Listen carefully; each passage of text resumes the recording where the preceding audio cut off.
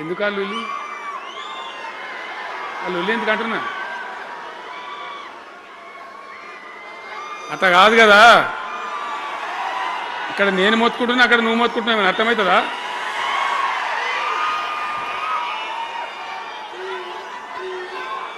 ఏయ్ ఆగవా బాబు, అది వెనక ఊరేటోడు మనోడేనా? విజయసారు మనోడేనా? మోపాయింట్ ఐడియా కూడా మనోడేనా? బుక్కుండా పెట్టు. ఇంత దూరం వచ్చి మనం ఇంత సభ పెట్టుకొని 4 విషయాలు ప్రజలకు చెప్పుకోవాలి కదా. ఈ బట్టి అరుపులారిస్తే ఏం లాభం? సో అట్లా జీవన్ రెడ్డి గారు తన రాజకీయ ప్రస్థానాన్ని ఒక సమితి ప్రెసిడెంట్గా ప్రారంభించి ప్రజా సమస్యల మీద పోరాటం చేసి సివిల్ లిబర్టీస్లో కూడా అడ్వకేట్గా నాడు ఎంతోమందికి పౌర హక్కుల సంఘానికి కూడా మద్దతు ఇచ్చి అచ్చమైన నికార్సైనటువంటి ప్రజా కార్యకర్త నిరూపించుకొని అంచెలంచెలుగా ఎదిగి ఇంతకుముందే ఆయన చెప్పినట్టుగా అనేకమైనటువంటి పదవులు ఆయన చూసినాడు. పదవులు ఆయన కొత్త కాదు.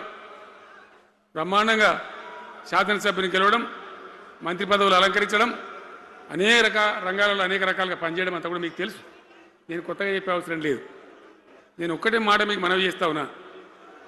జీవన్ రెడ్డి గారు నేను మొన్న కలిసినప్పుడు ఒక మాట అనుకున్నాం. మేము ఎట్లా ముందుకు పనిచేద్దాం ఏంది, మేమిద్దరం మూలకోలం అనుకొని ఒక కుటుంబంలో అన్నదమ్ములాగా పనిచేద్దామని చెప్పిన నేను.